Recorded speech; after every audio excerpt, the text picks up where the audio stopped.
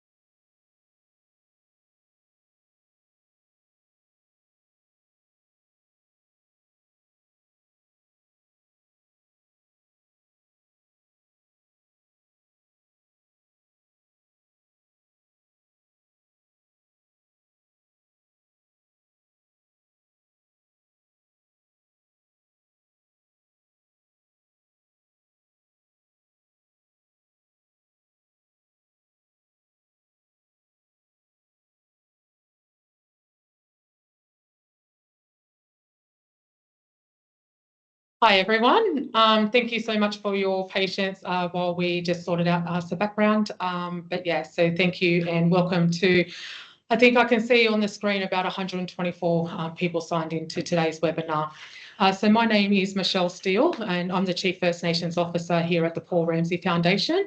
I would like to start by acknowledging country, paying respect to the traditional custodians of the lands in which we live and work on here at PRF, the lands of the Gadigal people of the Eora Nation. I'd like to also extend that respect to all elders and to all of our ancestors and also to all traditional custodians of the lands in which all of you joining here today are from and dialing in from as well. All right, thank you again for joining us at this information session related to PRS, First Nations Targeted Grant Round. We're going to talk through around about 20 minutes today and then allow some time for some Q&A. So if you have any questions while we are talking, you can use the Q&A function rather than the meeting chat, but both of will actually work to post your questions because it will be moderated through, and thanks to the team as well behind the scenes here today, they will assist us with that. And if you miss anything, don't worry about that because we're also recording today's sessions, which is why we're all dressed really pretty today. Not just joking, but also too, it just enables us to actually share the information more broadly for those who may be unable to join us, but it also means that you can share it across your organisations as well. I'm also joined by two colleagues here today. I've also got Nathan Daly, our Head of First Nations, as well as Alex Jayasuria, who's our Manager of Delivery Impact, and you'll be hearing from them soon. I'm also joined by the Thiruwiri team, including John, who is next to me here in this room, and they're partnering with us to provide organisations assistance in this particular grant round. We are so proud to be working with Thiruwiri to partner in this approach as well to the grants because they are an 100% Aboriginal owned and managed organisation. And they've been really, really fortunate in speaking to many of either you on the line or other organisations as well to be available to anyone who would like any assistance at all to complete the expression of interest for this particular grant round. Representatives from Thiruwiri, as I said, are also in the background as well. They'll also be on the chat today. So thank you as well to the team behind the scenes. Like myself and John, I dare say, it takes a whole entire team to bring these things together. And just in terms of, before we go into the specifics of the actual grant round itself, I'm just going to give you all a quick overview around PRF and especially around our partnerships, but also to our approach and who we are. So in terms of who we are, PRF is a philanthropic foundation, meaning we provide grants to different organisations around Australia who have a positive social impact. PRF was established over 10 years, or nearly 10 years ago in 2006 by Australian business person Paul Ramsay. At PRF, we work for a future where people and places have what they need to thrive. With organisations and communities, we believe that we can invest, build and influence the conditions needed to stop disadvantage within Australia. In relation to our strategy, which was actually launched last year, PRF actually moved into acknowledging all the strong work that's actually done, but really also to thinking about the certain conditions and places or things like that that may actually be more likely to experience disadvantage. And so what we're actually looking at, to change those conditions that are contributing to the challenges is that at PRF, we focus on people in the context of their families, their places and the places in which they live, and also to the conditions that we need to shift. We acknowledge that this work, though, isn't the role of any one organisation. If this was easy, we wouldn't need to exist either. So PRF is one player in the ecosystem working to create positive intergenerational change. And we acknowledge especially that First Nations communities, all of our communities, really have that long thought in this process in an intergenerational way. We're always thinking back in order to look forward. And that's what PRF is really keen to harness the most, is out of this wisdom and walk alongside our communities to ensure that we are investing in things that matter the most and aligned with that way in which the community thinks. We actually have 4 outcome areas. Our 4 outcomes are the first being place, so that places and communities are connected and imagining and leading their own futures. It's the way in which we also to think about place is also about the way in which we connect to place. For many of our communities, it's about the way in which we connect to our culture or our home. I live on the beautiful lands of the Ngunnawal people in Canberra, but my home is Moree in New South Wales. And so we really think about where that heart is as well, and therefore what does that place really mean, and really thinking about how we challenge that. We also, too, our second outcome area is focused around children and young people having positive life paths free from entrenched poverty and harm. Some examples of this is in relation to our justice work. For example, we've funded justice reinvestment across Australia, as well as lots of other things, but really thinking about protecting our future generations. Our third outcome, and especially what we're aiming for here through our targeted grant round, is in relation to First Nations peoples and communities of self-determining. And for us, it's really about the action-orientated version of self-determination. It's about the ability to enact self-determination, to lead and imagine our own futures as well. And so for us, it's a really exciting thing to be able to have our first targeted grant round for this purpose. And our fourth outcome around conditions support thriving. And as we said before, and as you would have seen in our strategy, is that we really are focused on the root causes. What are those conditions that may be holding people or communities or things back? So this grant round, as I said, will focus on number 3, but we know that your work, like all of that of PRF's current partners, really does cut across all 4 areas. I'm also now going to pass to Nathan, as I said, the head of First Nation, to talk through this specific grant opportunity and what this means. Nathan, over to you. Thanks, Shell. Hi, I'm Nathan Daly. I'm the head of First Nations here at Paul Ramsay Foundation. We're really excited to have our First Nations targeted grant round live at the moment. This grant round is something we've been working really hard towards, and we know that First Nations communities for too long have not been given the resources and the trust that they need to implement their own solutions in their own way. With this grant round, we hope to support the self-determination of regional and remote First Nations communities in Northern Territory, South Australia, Queensland, including the Torres Strait Islands and Tasmania. The areas where we see this funding going towards are leadership, collaboration, and capability building. This has been open since the 12th of March, and we have put guidelines and instructions on how to apply on our website. Today is an opportunity for us to present a bit more information about the funding, but mainly today is about answering your questions. I will cover 3 things before opening up to questions.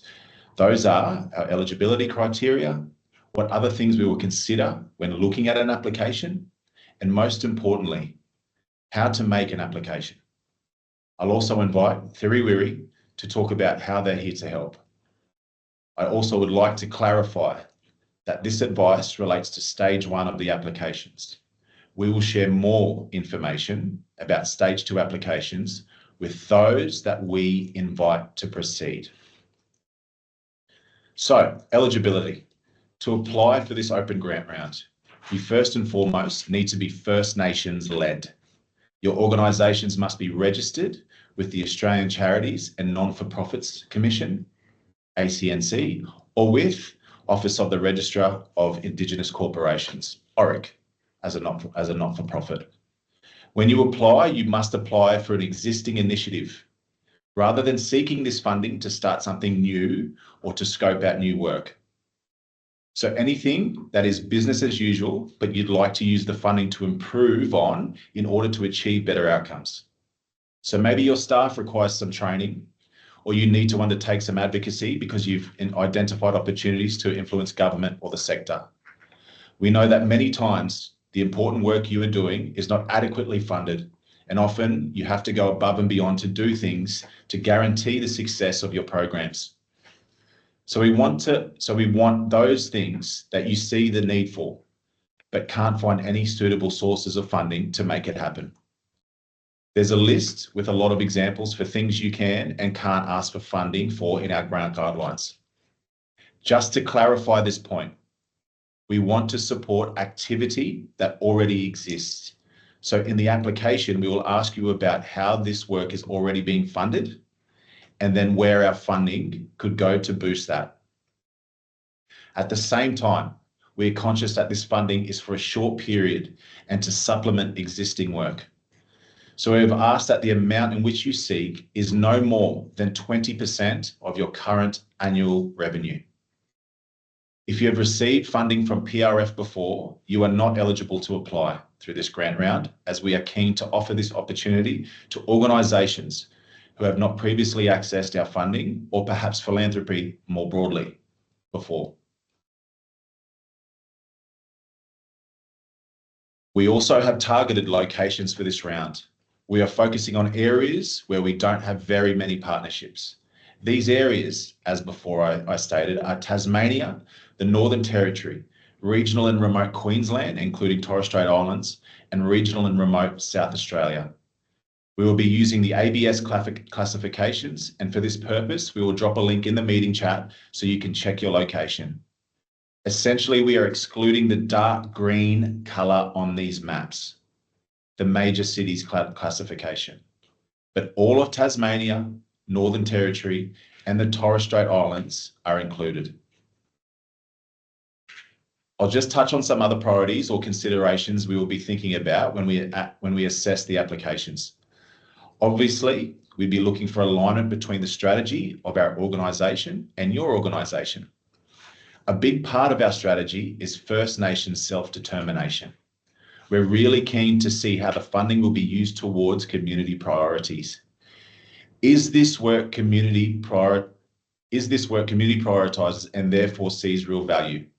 We're also keen to elevate and support work that centres First Nations worldviews. Does this work have cultural value to the communities it is serving? Another focus of our strategy is systemic change. So how will this work change a condition, or remove a barrier, or lead to a new way that will have lasting impacts? Sometimes we think of a grant that can act like a spark, sparking a fire that keeps burning even after the spark is gone. We're really interested in ideas and work that is grounded in strong governance and community leadership. So we're looking at whether your organisation is led by people that are well connected and are really drawing on their connections to community and to other organisations. We want to understand whether your project is well supported by these stakeholders, which is another indicator of whether the work can be lasting. I'm going to pass to my colleague Alex now to show you where you can find all the relevant information and where you can fill out your application. Thank you. Thanks, Nathan. Hi, everybody. I'm Alex Jayasuriya. I'm the Manager Delivery Impact at the Paul Ramsay Foundation. You will find everything that you need to know about the First Nations Targeted Grant Round and application process on the website. We'll drop the link in the chat now. Before you apply, please do read through the guidelines and frequently asked questions, which are along the bottom of the page. If you have a question that you cannot find an answer for, you can contact us via the email address on the website. Please get in touch, even if you just want to check whether you are eligible for this. We would prefer your questions now so we can prioritise your time appropriately. You can view the application questions to decide if this opportunity is a good fit for you. After today's session, we will upload a recording onto the same webpage on our website where you can refer back and listen again.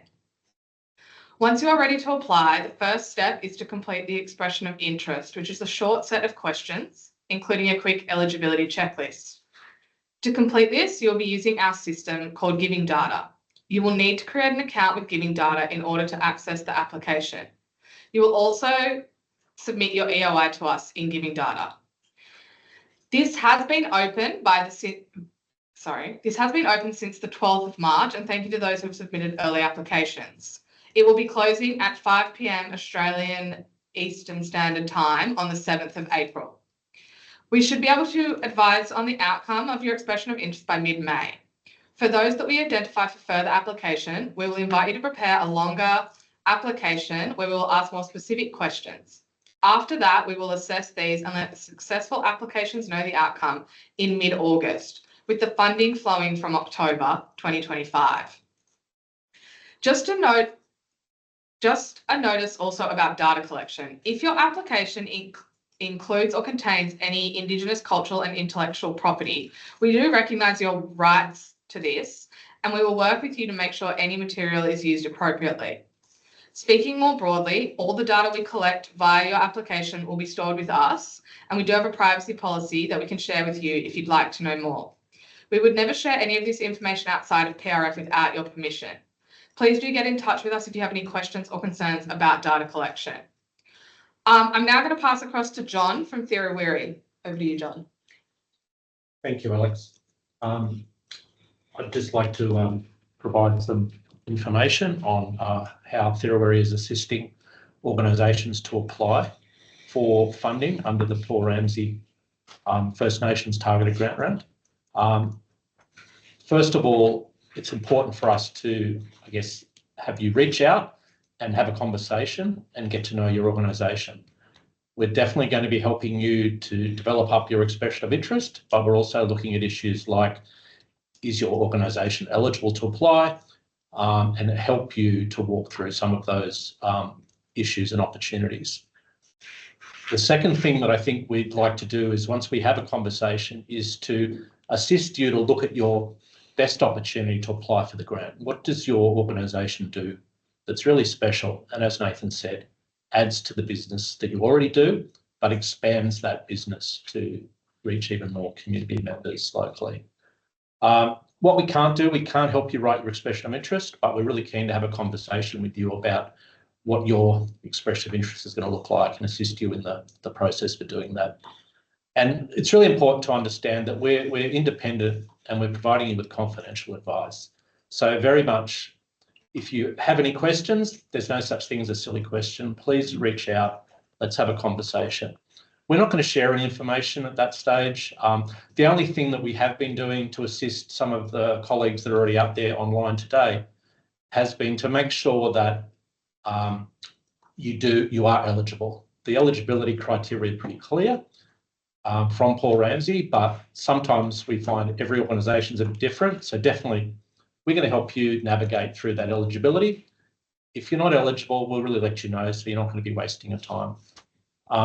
And it's important for us that towards the end of the process, as we start to speed up in our assistance of your organisation, that we're having that final conversation to let you put your best expression of interest forward and to give you the maximum opportunity to be invited back to the next round. So thanks for that. I think that's most of the work that we're providing, and we're definitely around for the next conversation in terms of the questions that are going to come from people in the meeting. I'd also like to just acknowledge and call out my colleagues online from Thirawiri. We have Jess Herder, we have Claude McDermott, and we have Melissa Hamilton. So for any of you who have already reached out, you would already know us. We've had conversations. We're very keen to be supportive of your expression of interest, and we look forward to really catching up with you in the next couple of weeks. So thank you very much. Thanks so much, John. We're going to open this up to Q&A, and we've had quite a few come through already. So, John, I'm going to throw back to you to start us off. Can the funding be used for building physical infrastructure as opposed to purchasing? I think the criteria, Alex, indicate that a small amount of asset purchase and investment in things like digital infrastructure is okay. The guidelines are pretty clear on that. I think it's pretty clear, though, that any project or proposal you're thinking about that's going to be purchasing assets or major infrastructure probably won't apply. But again, we're really keen to talk about things that you're planning to do. Definitely those conversations will include assisting you to interpret the guidelines and definitely what you would be seeking to get funding through the First Nations targeted grant round. Thanks, Alex. Perfect. Shell, I'm going to throw to you on this one. Would PRF consider funding theory of change work, which would draw on existing work but aim to boost it? In relation to the theory of change work, absolutely, like that is a key component of leadership, of governance and of capability. However, this is also to an opportunity for you and for organisations out there to tell us what is your most urgent need. Where are your priorities at within those areas? And so if developing a theory of change is the absolute priority, then again, that is your self-determined opportunity to do that. But I would really ask you all to really think about what that could be and how that could be applied. And again, is that the most pressing need, or will that actually catalyse the impact that we're aiming to achieve? So, while that sounds like a very long-winded response to that, the answer at the basic level is yes. But the challenge back would be, again, is that the highest priority of the community in which this opportunity for this targeted grant round provides you and your organisation, therefore your community? Thanks, Shell. John, I'm going to throw back to you. How do you determine current annual revenue? Okay, that's a very good question, Alex, and it's been one that a lot of communities have sought some advice. I think the main issue is the 20% calculation, but we're doing that 20% calculation over 3 years.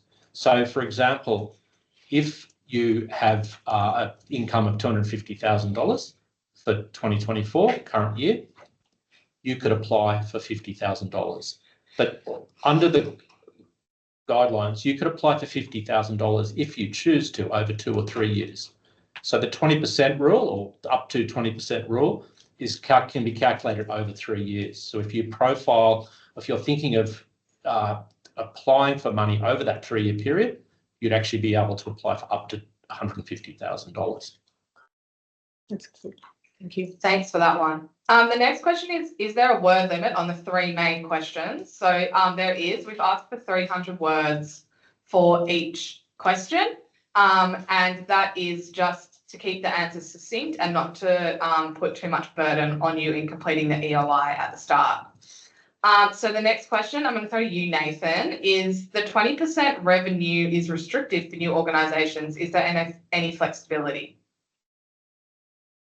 No, sorry. Yeah. No. No, yeah. Sorry. Yeah. Okay. Yeah. A nice distinct answer. Shell, will PRF run this grant round again, or is this a one-off? At this, the one thing I would say, whilst this is a one-off at this particular time, is that PRF have been committed to looking and revisiting the way in which it sources its grants in relation to outcome 3, which is the First Nations peoples and communities of self-determining. There's a couple of reasons for that. The first being that there have been way too many organisations doing way too many great things in this country that have actually been locked out or have been unable to access funding before. So utilising this targeted grant round for that purpose is a really important aspect of that. And as we look at PRS funding at what we talk about as a package of proposals as opposed to an individual level, it means that it provides opportunities as well for us to look at new ways of sourcing. And so I'm really excited to hear about all the amazing things that people are doing across this country. Great, thanks, Shell. So the next question asks about the pay what it takes principle. So I can take that. A bit of context, there's quite a lot of information on the PRF website about pay what it takes. It's a piece of research that we co-funded with peers in the sector that looks at funding the work that not-for-profits do, and particularly the parts that are overlooked in terms of indirect costs. So we've referred to these as the invisible expenses. So that might be IT to marketing to staff training. And so as such, we've made a commitment to ensure that we apply the pay what it takes principle in our funding. And so when you are looking at making these applications, we ask that you do factor in these expenses in the budget. As a rule of thumb, we generally like to look at between 15 and 20% as pay what it takes on top of the cost of a project to ensure that those costs are adequately covered. Shell, anything to add? Yeah, because, as you know, a lot of our focus on this current grant round is on regional and remote areas. And we do know, obviously, is the cost to access or within communities themselves are things like, for example, increased grocery costs or fuel costs or whatever that may be as well. And so we do understand and we do want to recognise the genuine costs that it takes to deliver services or to work with communities. And what we really want out of that, for example, is a genuine recognition of our elders and our knowledge holders' contributions to the work in which needs to be done. And so pay what it takes is a principle that's not only just that PRF undertakes and broadly across the philanthropic ecosystem, but it is something we take really seriously as well, especially in relation to our communities. Thanks, Shell. John, I've got a few for you, so I might do them all at once. That's fine. ACNC registration can take a few months to process an application. Does this rule us out? Question 2, what is the best way to get advice from Thirawiri and what is the timeframe for support?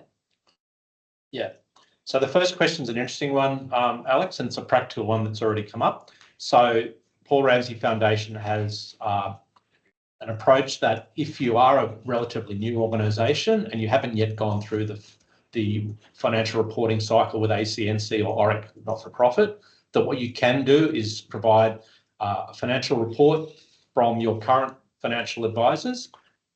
Remember that this needs to indicate that you're meeting the 20% requirement. So the onus would be on you to provide that financial report and meet the 20% requirement.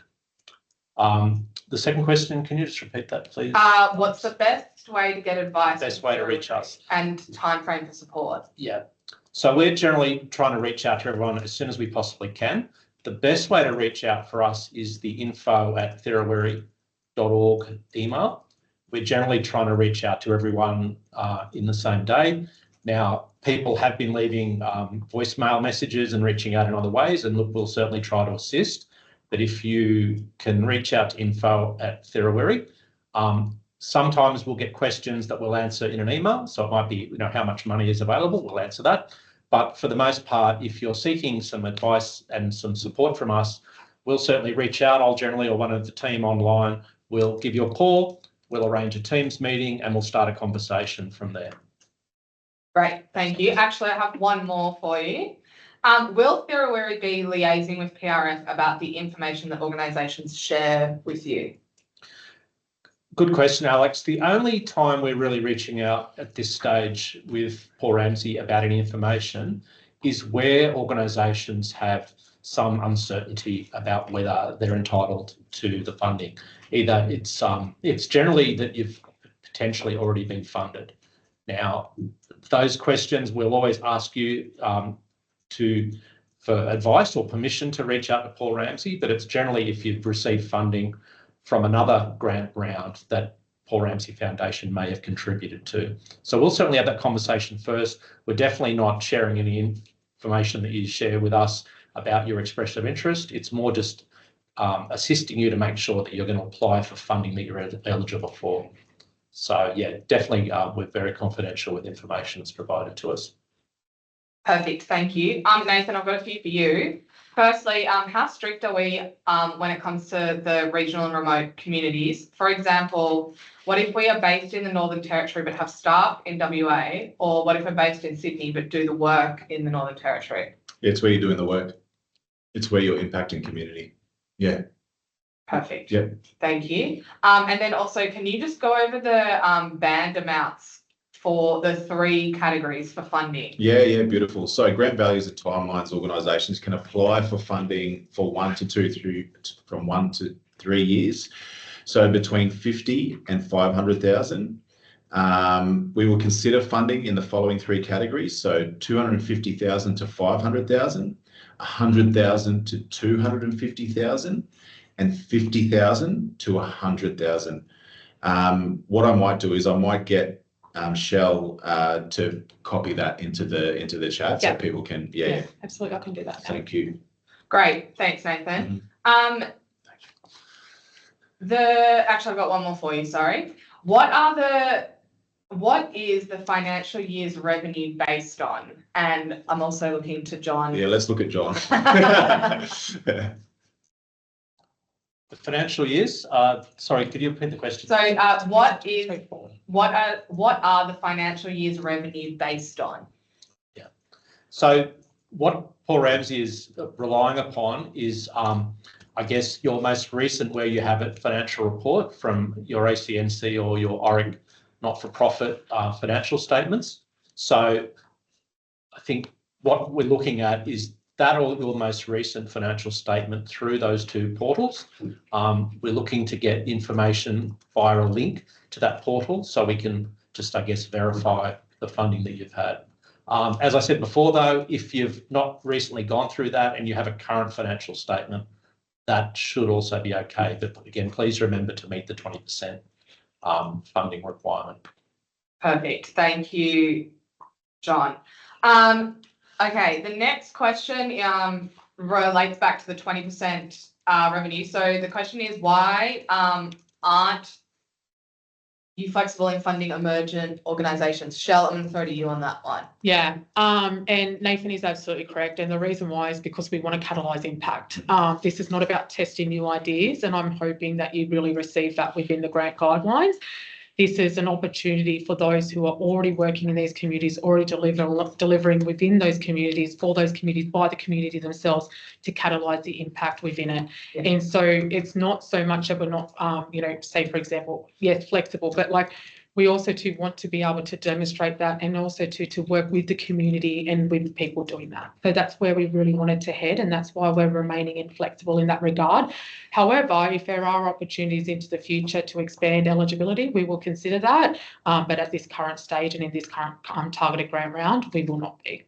Yeah. Okay, perfect. Shell, I'm going to hold you there for another one. Yep. Can you define what we mean by existing activity? Yeah. So, I mean, it's in all the things that you do really well. And I'm going to, because I can, use an organisation that I know extremely well, who has been delivering with play groups, say, for example, within the, the 0 to 5 region.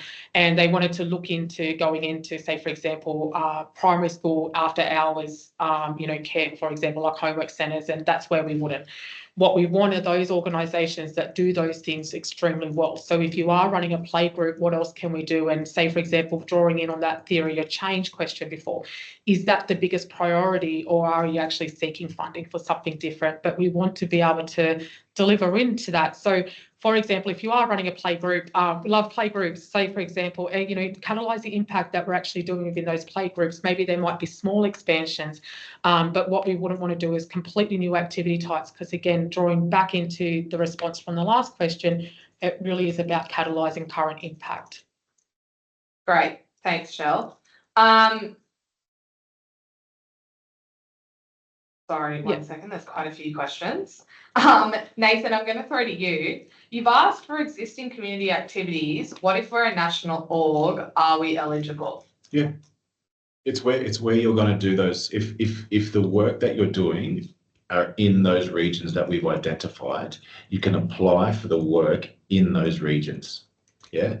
So even though you're all around Australia, we need to make sure that the work you're doing is in Tasmania, Torres Strait Islands, regional and remote Queensland and South Australia, and the Northern Territory. We won't fund anything outside of those regions. So you can absolutely apply for the work that you're doing in those regions. Perfect. Thank you.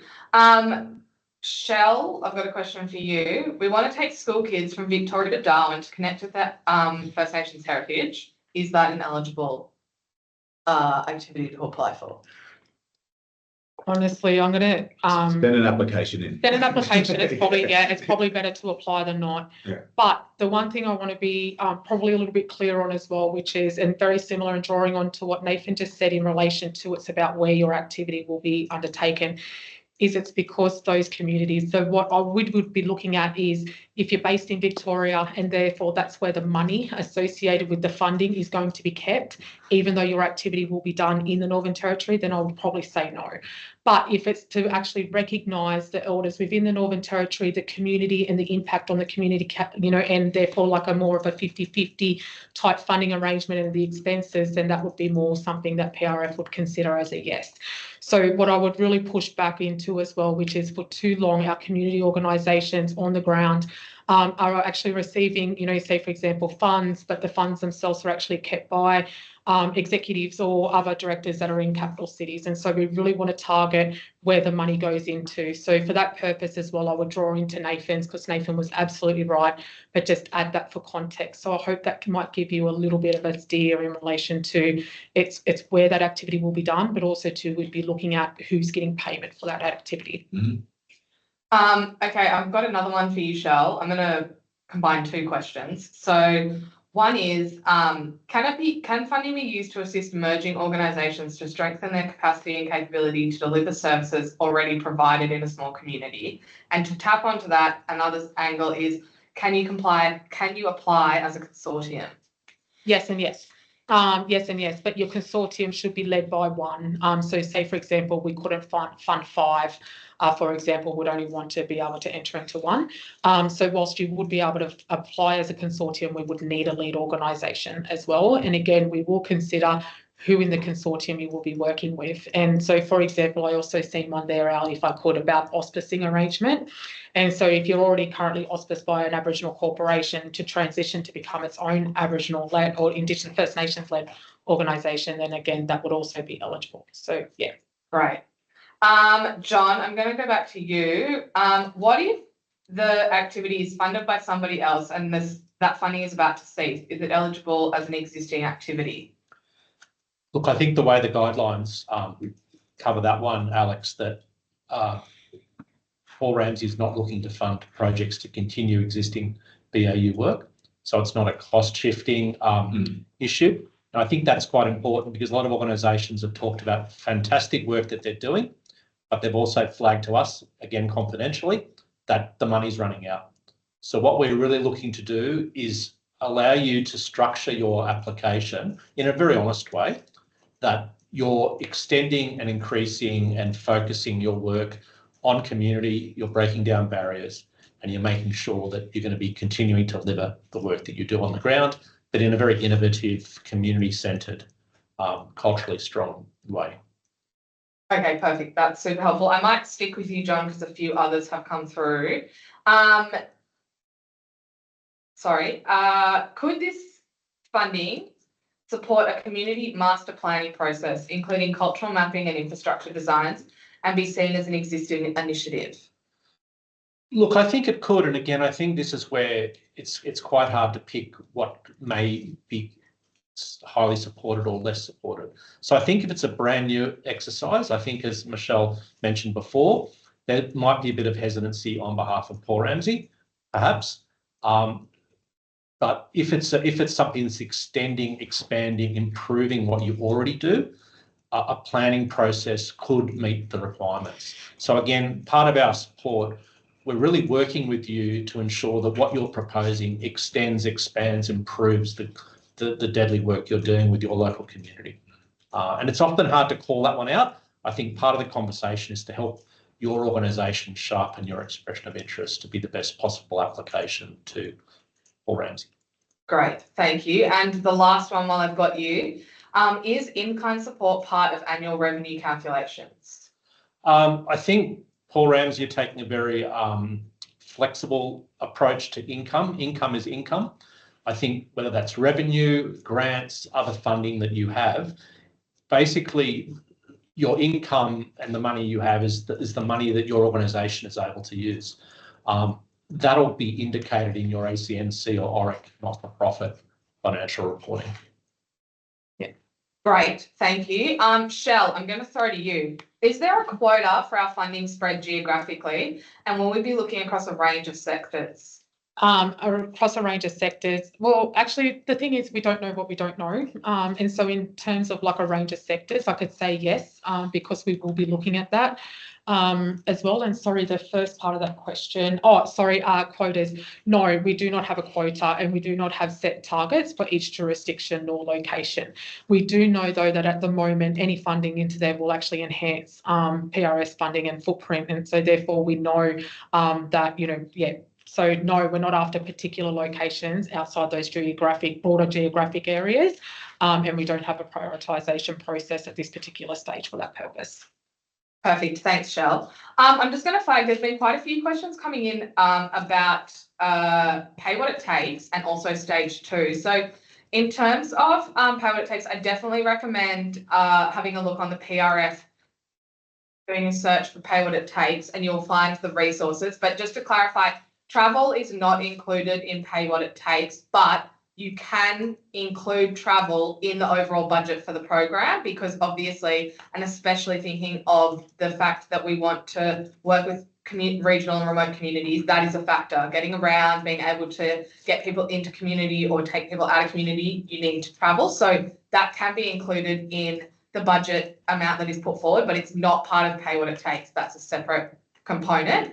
The other questions about stage 2, we won't be sharing any information about stage 2 in terms of what further details we'll be seeking, what the application will look like until we have got through the EOI process, and we'll be sharing that information with those that are successful. So I just wanted to flag that that's why we're not answering those questions. The other thing I would just reiterate is definitely go back and have a look at the guidelines for the First Nations targeted grant round that are on the website. These outline explicitly what is our eligibility criteria for the EOI process, what ensures that a grant organisation is eligible for funding from PRF, and what we will be looking for when we are reviewing the EOIs internally. If you've got questions about eligibility, as John said earlier, please reach out to the Thirawiri team. They can answer questions more specifically that are related to your specific organisation details. So we've also got a question about funding a for-profit organisation. So PRF won't be funding a for-profit organisation. So the first eligibility is that you are ACNC registered, or you are an ORIC registered not-for-profit organisation. So you have to be one or both of those to be eligible for funding. And Al, would you like me to just expand on that a little bit? Yes.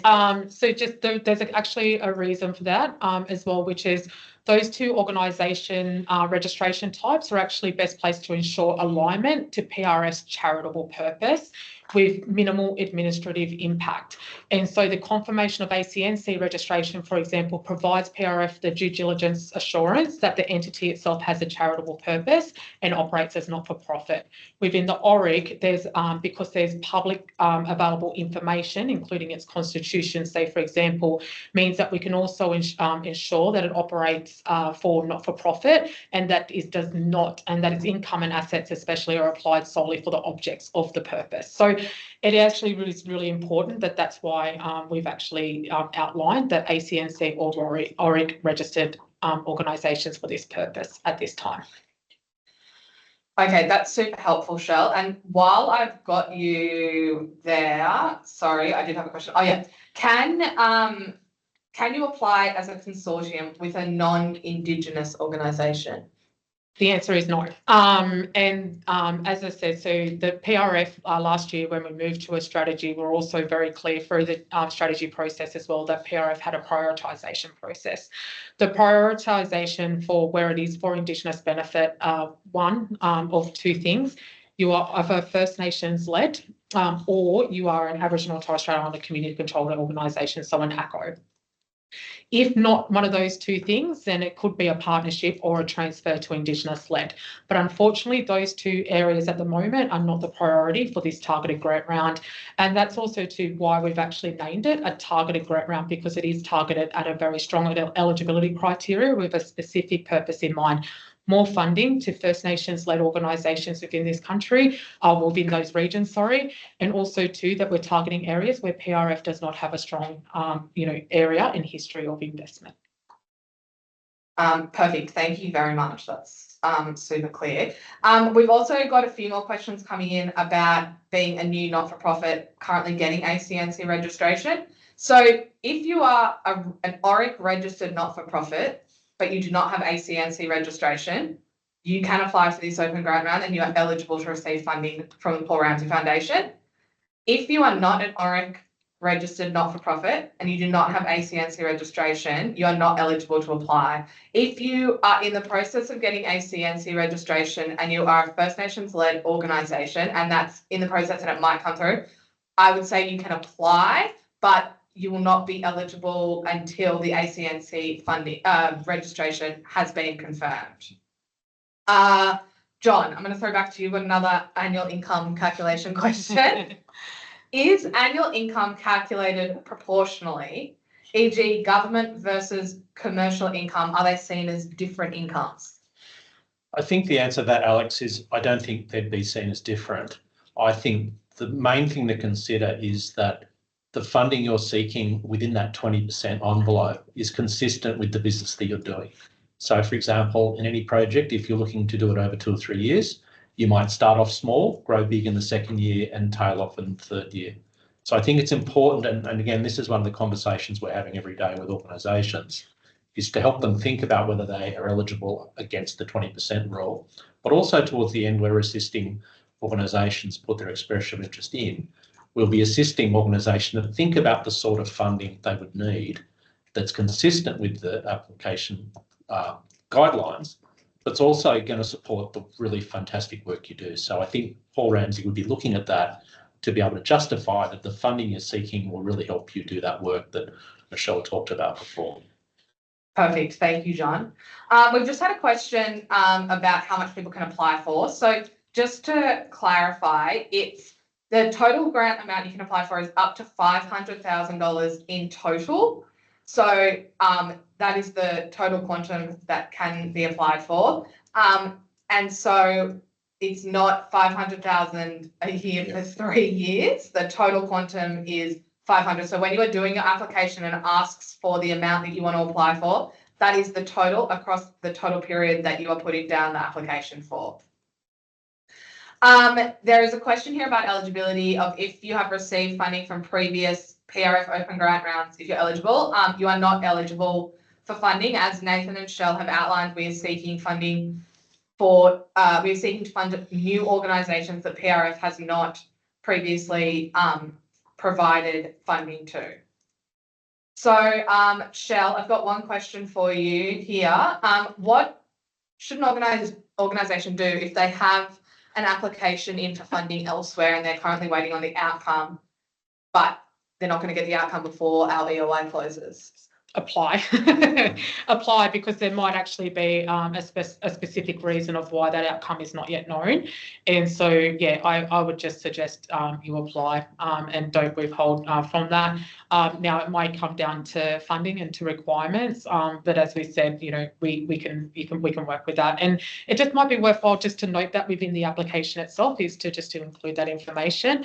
And again, Theory Weary will be available if you need to like really test about, oh, we might not know until the end of this year versus we will know in April, for example. So, you know, I'd really encourage if you needed to reach out to Theory Weary. Perfect. Thanks, Shell. John, I've got a curly one for you. Oof, okay.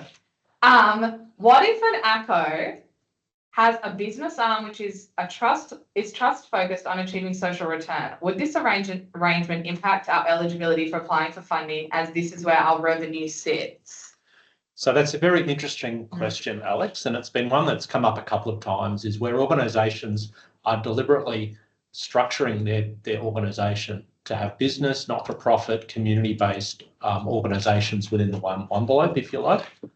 So it's hard to give a hard and fast answer to that question. What I'd really do is encourage you to reach out to us, because part of our advice has been to assist organisations to think about how they structure that. And again, one of the biggest and most important issues is that you meet that 20% rule. because some of these new business organisations at arms that have been set up that we've already yarned to with organisations don't yet have they don't yet meet the 20% rule. So part of that is us having a discussion, a confidential discussion, to look at how you can best structure your application, your expression of interest to meet the funding requirements and eligibility. Perfect. Thank you, John. So we've got another question about the geographic spread of what we're looking to fund. I think I just reiterate Shell's point that we don't have a target in terms of the geographic spread or the sectors that we are looking to fund through this grant round. What we're looking at is understanding what the need is of community across the target geographic areas, and then those which come through with strong EOIs and applications. So there aren't any targets or quotas that we are aiming for this. The next question looks into the future about PRF partnership management, and it looks at reporting frequency. So we don't have a set reporting frequency in terms of how we manage our partners. This is done through the agreement process in terms of the negotiation and determining what is feasible for the organisation, what won't increase demand on the organisation, but ensure that PRF is also understanding the work, understanding the impact and the success of the work, and just being there to provide support if there's any troubleshooting or conflict management that needs to be handled. But it's really working with the partner to understand what works for you and what you need. Shell, over to you. Can you please define First Nations led? Yeah, of course. And actually, First Nations led, I'm pretty sure on page 2 of our frequently asked questions as well, actually outlines that really, really clearly about what we mean. And it's where the majority of the decision maker, including the board, the executive, are actually First Nations people or are identified as such. And so what we really do is look at as I said, not just the board level, but we really want to see that First Nations decision making is a core component of the work in which you do. So we actually consider it across the entirety of the organisational structure. So that's at least First Nations led at the very first instance, and the specific guidance, I'm looking at my team now, and they're going to place an extract of that into the chat or the Q&A, guys, sorry. Chat, excellent. So they're going to place that into the chat, but as I said, the FAQs have actually outlined that on page, I'm pretty sure page 2 or 3 as well, about what we mean by that, and that's also to inclusive of the ACO as well, which is usually pretty standard. But we have placed clear definitions of what we mean by that. Perfect, thanks, Shell. There's a question about capacity to upload MP4 video or audio to support the EOI. For the EOI, we won't be taking any additional material. That's just for an equity perspective, so that we're not asking too much for people in completing an EOI because there's no promise of funding. However, if you need support in completing the application form because access to a computer is not something that is readily available, please do reach out to Sarah Weary and they'll put you in touch with PRF. And we're happy to provide support, even if it's completing an application on the phone, if that's needed, to do so. I'm going to throw Shell or John for this one. It's a very specific question again. Our FY24 is less substantial than previous years and anticipated future years. If funding is sought across 3 years, is there a mechanism to adjust annual funding? And the question was substantially less? Yeah, than previous years and anticipated future years. And yeah, so I think, Michelle, what we're looking for is that you can demonstrate that you meet the 20% rule, and that also, more importantly, perhaps, that you're meeting those requirements on the ground. So I think that's probably something that Paul Ramsey's going to think about a fair bit. Again, we'd be more than happy to have a talk to you about that. There may be some underlying issues, but let's have that chat first. Let's not discount or not apply or think to apply. Let's have that discussion with you about assisting you to put your best foot forward. And thank you so much, John, because you said it a lot more eloquently than I was about to. So thank you so much for that. Probably sounded better than no. Yeah, exactly. And that's the other thing as well, which is we do encourage people, especially where there's really specific comments, as Al has mentioned a few times, to just reach out, because quite often what we'll find is that there are specific circumstances where we may need to adjust certain components, but Theory Weary especially have the ability to actually look at things more systemically and in a thematic way as well, so that we can actually draw upon and therefore help make those questions and those calls, and therefore it's more consistent and equitable across all organisations who may look to apply. Perfect. Thanks, Shell. We're going to wrap up here. I just want to reiterate that the key takeaways from today are definitely to go onto the PRF website and have a look at all the material we've got. So there is the guidelines, the frequently asked questions, and also an example of the EOI form. That is your first port of call to understand what we are looking for with the First Nations targeted grant round, what is our eligibility criteria, and also the other criteria that we'll be looking at when we are making our assessments, including those funding categories and anything else that relates to that. Next, I would recommend you reach out to Theory Weary if you've got any further questions on eligibility or would like support with completing your EOI. They're available, and all their contact information is on the PRF website. And lastly, we will share a recording of this session on the PRF website so that you can come back and have a look later. But thank you, everyone. I'm going to go share to close. Thank you so much. And I just want to say, if we have not got to your question, if there are still specific questions that are sitting with you, is to please reach out to Theory Weary. So again, that is info@theoryweary.org. Yes. Excellent. And because, as I said, really at the end of the day, they've been really great in supporting PRF to achieve its and advertise its targeted grant round. We really thank all of you as well for joining here today. It really was great to see, I think, over 160 people joining today, but also to see we've received some applications to date, and we look forward to reading all those into the future. So again, if you have any specific questions, info@theoryweary.org, and we look forward to seeing you again soon. Thank you for joining.